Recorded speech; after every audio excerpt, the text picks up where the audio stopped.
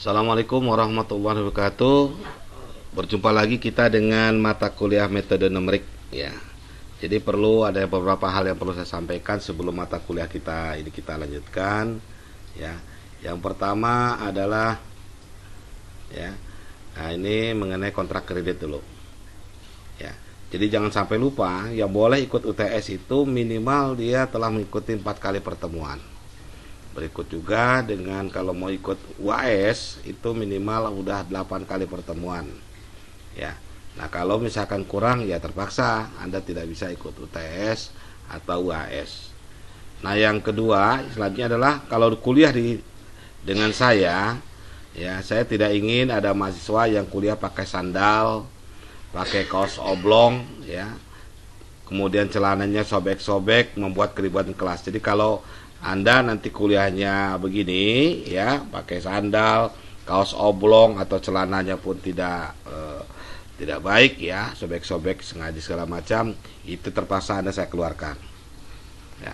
Nah, ini waktu kita ya, seksi waktu kita ya. Kita akan mulai yaitu jam 08.30 untuk yang pagi, sedangkan yang untuk malam yaitu kita mulai jam 18.30. Baik, ini juga perlu saya ingatkan ya, bahwa absensi ini adalah perhitungannya bobotnya adalah 10% ya. Kuis dan tugas mandiri ini bobotnya 20%, sedangkan UTS ini 30%, berikut juga dengan UAS. Jadi jangan sampai nanti di satu akhir nanti kenapa kok nilai saya E, kenapa nilai saya D, kenapa kok nilai saya A atau B, Anda bisa hitung sendiri ya. Jadi saya harapkan Anda bisa menghitung. Nah, karena Anda sudah semester 5, jadi sudah bisa mengatur diri sendiri. Baik, saya mulai dengan perkuliahan yang pertama ini, yaitu kita lihat mengenai metode numerik. Nah, dalam metode numerik ini, apa sih yang dibicarakan dalam metode numerik?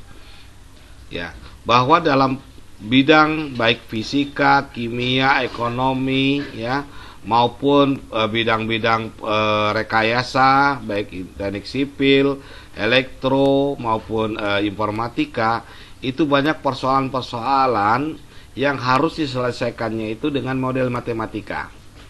Jadi ada persoalan-persoalan yang dilakukan yang diselesaikan dengan model matematika. Ya, contohnya dalam statistika, ya, dalam informatika, misalkan 3 orang datang ke toko, satu orang berbelanja sebanyak 500, yang satu orang lagi berbelanja sebanyak 700, yang satu orang ini berbelanja sebanyak 200 rupiah. Berapa jumlah belanja ketiga orang tersebut? Nah, itu namanya dalam model matematika. Ya.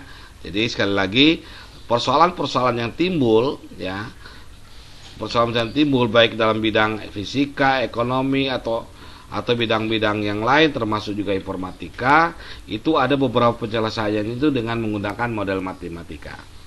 Kemudian di dalam penyelesaian model matematika ini sering juga dalam berbentuk persamaan. Nah, persamaan ini ada persamaan yang sifatnya yang bisa kita kerjakan ya, dengan namanya metode analitik. Ada juga persamaan yang sangat rumit sekali dikerjakan, yaitu menghasilkan angka-angka yang tidak terhingga. Maka untuk menyelesaikan persamaan-persamaan tersebut, kita membutuhkan suatu model matematika dengan penyelesaian metode numerik. Nah, kita perhatikan, nah ini contohnya ya, persoalan yang ada di matematika. Ini contohnya nih, sebagai contoh ilustrasi, misalkan ini adalah sekumpulan persoalan matematik di bawah ini. Bagaimana cara menyelesaikannya? Nah, ini kan 3,4 X pangkat 7 dikurangi 1,25 X pangkat 6. Nah, ini kan persoalan matematika. Ya. Nah, berapa nilai X? Maka ini kita bisa menggunakan dengan metode numerik atau kita bisa menggunakan metode persamaan. Begitu juga dengan yang ini. Ya. Ini juga contohnya nih, akar 27,8 E. E ini entalpi ya. Jadi nilai mutlak yang ada di ini. Nah, ini berapa nilai hasilnya? Nah, ini juga kita tentu kalau menggunakan manual tentu agak sulit maka ada menggunakan namanya metode-metode numerik yang di dalamnya itu kalau kita program-program numerik ini sudah terinstalasi dalam baik itu dalam kalkulator ya, kalkulator saintifik maupun dalam komputer ya, ini sudah bisa dihitung. Tapi kalau kita menggunakan manual yang agak sulit, maka kita bisa menggunakan cara menghitungnya menggunakan kalkulator saintifik atau menggunakan komputer. Ya. Nah, di dalam komputer dan saintifik itu namanya di dalamnya ada namanya metode numerik. Nah, jadi ini juga contoh ya persoalan-persoalan ini ya. Kemudian jadi apa itu metode numerik? Nah, metode numerik ini adalah teknik untuk menyelesaikan problem-problem yang diformulasikan secara matematis dengan cara operasi perhitungan ya. Jadi permasalahan-permasalahan yang diselesaikan dengan secara otomatis dengan matematis ya, dengan matematis dengan cara operasi perhitungan. Nah, metode numerik ini merupakan ya cara terakhir atau pemberhentian terakhir dari aljabar linear. Nah, sehingga Anda ya kalau ikut metode numerik ini sebenarnya harus paham dulu aljabar linear, harus paham dulu kalkulus, dan harus lulus juga di matematika diskrit. Ya, kalau nggak lulus di matematika diskrit ya agak sulit ini menangkapnya nih, kuliah metode numerik ini. Ya. Selanjutnya, nah apa sih hubungannya metode numerik ini dengan mata kuliah yang lain? Ya.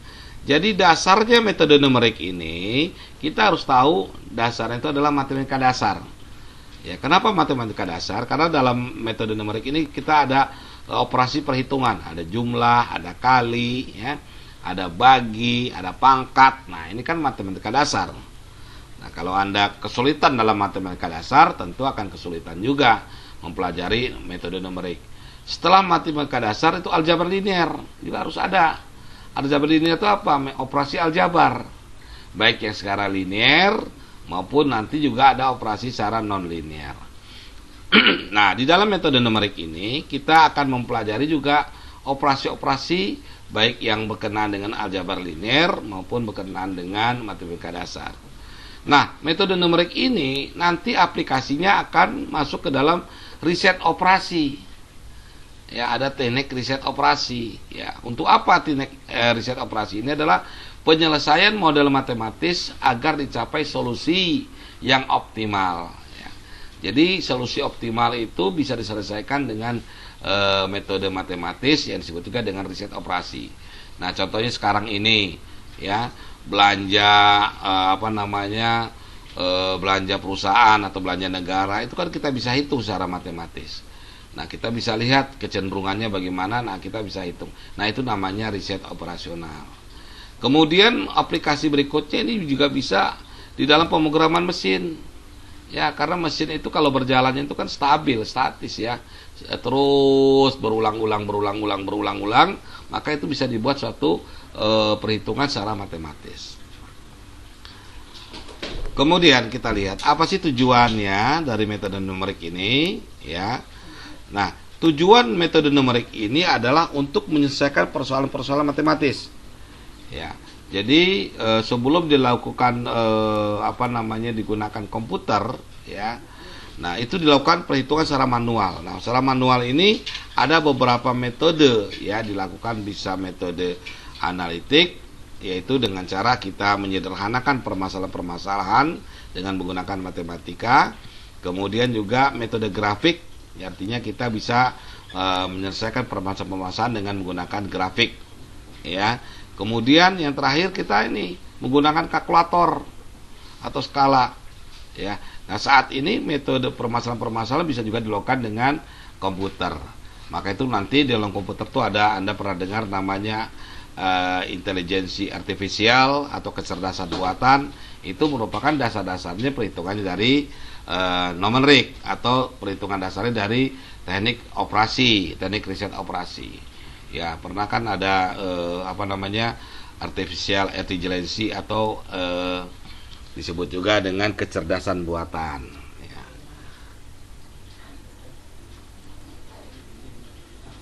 Baik, kita teruskan, ya. Selanjutnya Nah, ini contohnya ya, dengan menggunakan metode grafik. Ya, kita menggunakan metode grafik, ini tentu ada sumbu X dan sumbu Y.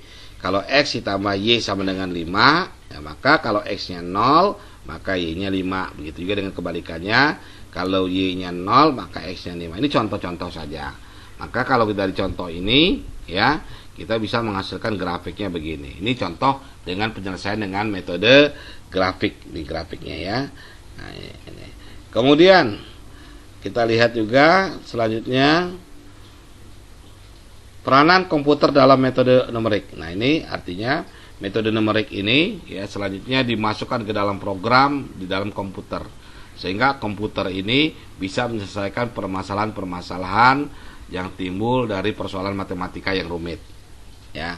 Nah, penggunaan komputer dalam metode numerik ini antara lain ya bisa melakukan suatu langkah-langkah pemrograman. Jadi dasar-dasar pemrograman ya itu adalah di dalamnya adalah perhitungan-perhitungan matematika ya, perhitungan-perhitungan matematika dengan metode numerik ya, kemudian diformulasikan di dalam suatu program komputer ya. Nanti kalau Anda kan sudah belajar program ya, pemrograman baik itu Pascal, DBase segala macam ya. Pokoknya pemrograman itu intinya adalah logika-logika di dalam perhitungan matematika.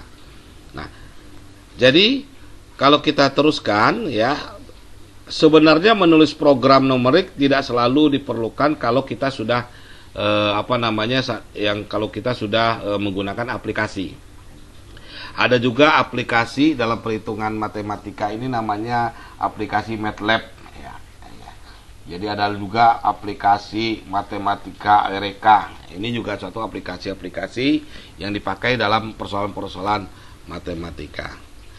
Baik, saya teruskan ya ini. Mengapa kita harus mempelajari metode numerik? Nah, ini. Jadi sekali lagi, metode numerik ini merupakan alat bantu dalam memecahkan persoalan matematika yang sangat rumit yang tidak bisa dilakukan pemecahannya oleh persamaan biasa. Maka diperlukan namanya pemecahan dengan menggunakan metode numerik. Yang kedua, penggunaan aplikasi ya menjadi lebih mudah dilakukan ya, atau penggunaan aplikasi tersebut menjadi lebih bila kita memiliki pengetahuan metode numerik.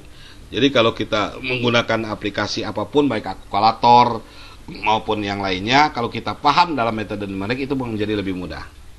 Kemudian yang ketiga, metode numerik ini juga kita bisa menjadi dasar kalau kita membuat program aplikasi. Program aplikasi sendiri kita masukkan angka-angkanya, programnya. Ya, Anda misalkan akan membuat program aplikasi dalam riset operasi. Misalkan analisis keuangan, program aplikasi analisis keuangan, program aplikasi akunting, program aplikasi misalkan produksi. Nah, itu kan di dalamnya itu kan harus ada model-model matematika di dalamnya. Nah, ini kalau Anda paham dengan model matematika, maka akan memudahkan Anda membuat satu program aplikasi. Ya. Nah, yang keempat, kenapa kita harus mempelajari metode numerik? Yang keempatnya adalah metode numerik menyediakan sarana untuk memperkuat pemahaman matematika. Karena apa? Karena metode numerik ditemukan dengan penyederhanaan matematika. Jadi dari persoalan-persoalan sosial, dari persoalan-persoalan produksi, dari persoalan ekonomi kita sederhanakan dengan bentuk model matematika. Ya. Selanjutnya, prinsipnya dalam metode numerik ini ya, pertama digunakan jika metode analitik tidak dapat digunakan lagi. Jadi kalau kita menggunakan perhitungan matematika secara sederhana tidak bisa digunakan, maka ada nama kita gunakan dengan metode numerik. Ya, metode numerik ini merupakan pendekatan untuk mendapatkan pemecahan masalah yang tanggung yang dapat dipertanggungjawabkan secara analitik. Ya. Kemudian prinsipnya adalah tentu nama ini pendekatannya pendekatan matematika. Ya. Kemudian metode numerik ini terdiri atas algoritma-algoritma yang dapat dihitung secara cepat dan mudah. Anda sudah pelajar algoritma, mungkin ada yang tahu apa itu algoritma. Algoritma itu adalah proses ya, proses matematika atau proses suatu proses dari tahap ke tahap berikutnya dengan menggunakan metode-metode matematika. Nah, karena dia berasal dari algoritma, maka metode numerik ini akan memakai iterasi atau pengulangan. Ya, karena algoritma itu kan proses ya, proses perhitungan. Misalkan kalau Anda membuat suatu program keuangan, berarti harus ada proses bagaimana uang itu masuk, uang itu diproses. Nah, langkah-langkah itu disebut dengan algoritma. Ya. Kemudian kita teruskan. Nah, ini. Nah, nanti kita akan mempelajari apa itu persamaan nonlinear. Kalau persamaan linear kan sudah ada, itu namanya di dalam metode analitik. Nanti kita akan mempelajari persamaan nonlinear. Kemudian kita juga akan mempelajari persamaan simultan di dalam numerik ini. Kemudian kita juga akan menyelesaikan diferensial dan integral, interpolasi. Mudah-mudahan 6 poin ini kita bisa selesai dalam 1 semester ini. Tapi kalau tidak selesai, silakan Anda nanti mencari sumber-sumber yang lain supaya bisa mempelajari sendiri. Ya. Nah, ini teknis penyelesaian dalam penyelesaian permasalahan. Ya, ini permasalahan ini awalnya kan dari dunia nyata ya, arti dunia kita sehari-hari. Ya, misalkan kita persoalan di dalam bagaimana kita mengatur sistem keuangan perusahaan, misalnya gitu ya. Nah, kita buatkanlah model matematikanya, ya, dan model numerasinya, ya, angka-angkanya. Kemudian kita susun metodenya, kemudian kita hitung. Ya, diimplementasikan metode tersebut, maka akan terjadilah solusi. Jadi solusinya ini loh. Ya. Nah, selama proses matematikanya ini, metode atau modelnya ini, kemudian kita susun metodenya dan implementasinya, ini kan awalnya kan kita tidak ada kepastian solusi. Tapi setelah kita implementasikan, maka timbullah kita namanya solusi pemecahannya. Baik. Yang dikatakan problem nyata yaitu fenomena-fenomena yang terjadi pada kehidupan sehari-hari, yang kita jumpai dalam kehidupan sehari-hari. Nah, matematika kita gunakan ini adalah untuk menyusun beberapa persoalan-persoalan yang dalam bentuk bahasa ke dalam bentuk angka-angka, yang disebut juga dengan numerik. Baik, kita teruskan. Perbedaan utama antara metode numerik dengan metode analitik yaitu terletak pada 2 hal ini. Yang pertama, solusi dengan menggunakan metode numerik ini selalu berbentuk angka. Sedangkan metode analitik biasanya menghasilkan solusi dalam bentuk fungsi matematika. Jadi kalau numerik itu langsung angka, ya. Kalau analitik bisa juga dalam bentuk angka atau juga dalam bentuk fungsi. Ya, fungsi atau rumus. Ya. Yang kedua, metode numerik ini ya, kita hanya memperoleh solusi yang menghampiri. Menghampiri itu artinya mendekati. Ya. Jadi kalau kita menggunakan metode numerik ini, jadi yang paling mendekati. Jadi tidak ada nilainya langsung tepat atau 0 ya. Nah, sedangkan kalau metode analitik ini tepat. Contohnya begini. Kalau dalam metode analitik misalkan 2x ditambah 3 sama dengan titik-titik. 2x ditambah 3 sama dengan titik-titik. Kalau x-nya kita ganti dengan 2, maka artinya 2 kali 2 tambah 3 sama dengan 7. Ya. Atau misalkan 2x ditambah 3 sama dengan y. Maka y berapa? Kalau x-nya sama dengan 3. Maka 2 kali 3 ya ditambah 3. Berarti 2 kali 3 berapa? 6. Tambah 3, 9. Maka y-nya menjadi tambah 3, 9. Maka y-nya sama dengan 9. Itu namanya metode analitik. Jadi nilainya bulat. Nah, sedangkan kalau metode numerik itu nilainya itu mendekati. Semakin banyak angka di belakang koma itu semakin tepat, ya. Semakin mendekati ketepatan. Contohnya begini. 22 dibagi 7. 22 dibagi 7 atau 22/7 itu sama dengan ya 3,14, terus panjang sekali. Ya, maka kita buat 2 desimal menjadi 3,14. Coba Anda hitung di kalkulator. 22/7 dibagi 7. Itu pasti nilainya adalah 3,14 terus panjang sampai terhingga. Nah, semakin panjang desimal, maka dia semakin mendekati. Nah, jadi sekali lagi perbedaan yang utamanya itu adalah yang kedua ini adalah kalau numerik itu nilainya itu menghampiri atau mendekati nilai yang mutlak, tapi kalau analitik nilainya mutlak atau bulat nilainya. Selanjutnya kita lihat Ini ya tadi sudah kita gambarkan bahwa pemodelan matematika ini diperlukan untuk membantu penyelesaian permasalahan rekayasa. Nah, kita teruskan aja. Nah, ini modelnya ya. Kalau kita di dalam suatu penyelesaian matematika ya, pertama itu kita kalau dalam penelitian ya, kita definisikan masalahnya, terus kita buat rumusan modelnya bagaimana, maka kita hitung, timbullah hasil numeriknya. Maka dari hasil tersebut kita implementasikan. Nah, ini konsep-konsep dasar di dalam penyelesaian permasalahan sehari-hari menggunakan dengan model matematika. Apapun ya, apalagi kalau kita orang informatika, baik Anda orang sistem informasi maupun orang teknik informatika, dalam penyelesaian permasalahan itu tidak lepas dari model matematika. Nah, kita teruskan ya. Nah, ini dalam menangani permasalahan rekayasa itu artinya permasalahan yang sehari-hari, yang aplikatif ya. Maka kita lihat juga bisa digunakan dari model matematika. Saya teruskan saja ini ya. Nah, bagaimana tahapan-tahapan memecahkan persoalan secara numerik?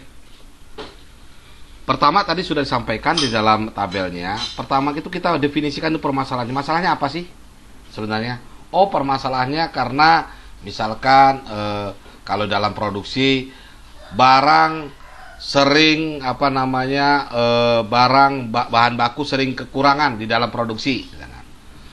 Untuk misalkan untuk SIP 3.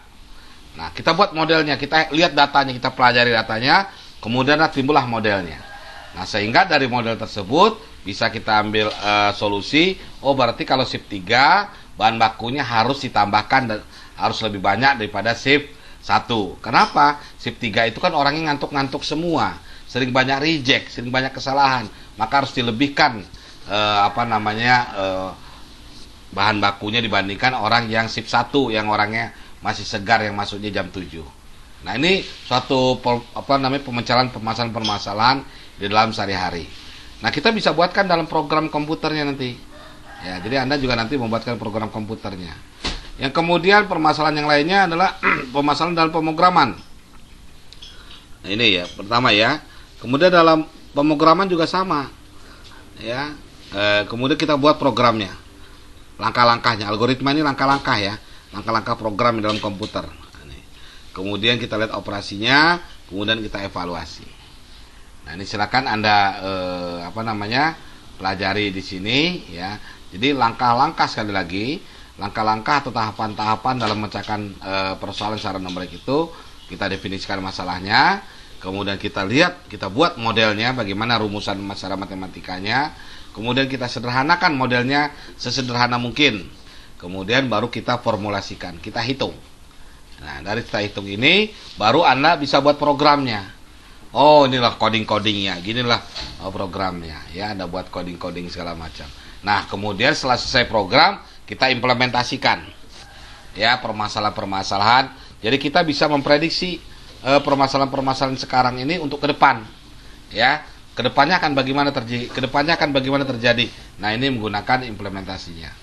Setelah itu kita evaluasi. Ya, kalau dalam komputer namanya tes implementasi. Ya. Jadi kita evaluasi apakah perhitungan kita sudah benar, sudah mendekati kenyataan atau sudah mendekati pemecahan masalah atau belum. Maka itu sekali lagi metode numerik itu metode yang hasilnya itu mendekati atau menghampiri. Ya. Sekali lagi saya teruskan.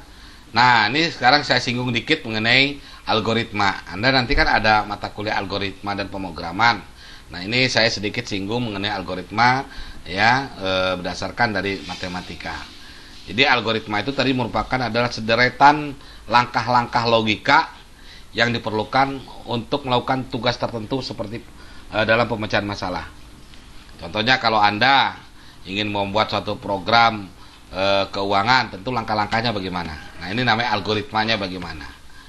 Ya, algoritma yang baik mempunyai kriteria-kriteria. Pertama, setiap langkah harus deterministik, artinya punya kelompok-kelompok. Ya, punya kelompok-kelompok, punya bagian-bagian, jadi tidak bias. Kemudian prosesnya harus berakhir setelah sejumlah sehingga jadi prosesnya itu harus berakhir setelah langkah-langkah semua terselesaikan. hasil akhirnya tidak boleh tergantung pada siapa yang menjalankan algoritma. Jadi hasil akhirnya itu tidak tergantung siapa yang menjalankan algoritma. Jadi kalau operator yang input ya hasilnya sama, manajer yang input juga hasilnya sama, supervisor yang input juga hasilnya sama. Ini namanya desain algoritma. Terus algoritma juga harus cukup umum untuk menangani keperluan apapun. Ya. Nah ini saya akan sedikit mengingat-ingat kembali. Anda kan sudah belajar namanya flowchart ya. Flowchart itu namanya bagan alir ya. Jadi bagan alir ini dia itu berupa visual atau gambar yang menggambarkan langkah-langkah tahapan-tahapan berikutnya. Ini namanya flowchart atau bagan alir ya. Nah, untuk apa? Dipakai untuk menyatakan dan mengkomunikasikan algoritma, arti langkah-langkah determinatif tadi. Ya. Nah, kita lihat nih, ya. Kemudian dapat membantu dalam perencanaan penyelesaian permasalahan. Mengkomunikasikan logika program. Nah, nih. Ya, Anda masih ingat ini? Ini lambang-lambang ini awal ya. Awalnya ini ya, menyatakan start ya. Kemudian ini garis alur. Ada yang ke bawah, ada ke atas, ini menyatakan aliran logika kita. Kemudian ini proses ya, Anda sudah lihat ini proses. Nah ini kemudian nih apa nih? Ini keluaran output ya. Kemudian di decision. Ya, jadi Anda harus hafal yang begini-begini kalau membuat suatu program. Anda nanti kalau membuat program ya harus hafal ini ya. Kemudian ini penghubung. Nah, kalau misalkan ada lanjutan ya, nyambung ya, maka ini modelnya begini. Nah, nanti kalau Anda bikin skripsi atau bikin program ya, jangan sampai nggak tahu ini ya. Ini banyak orang yang mau ujian sidang pasti tes, ini lambang apa, nggak ada yang tahu. Tapi dia bikin program. Nah, ini kan bingung. Ini sama seperti orang mendesain rumah tapi nggak bisa baca gambar.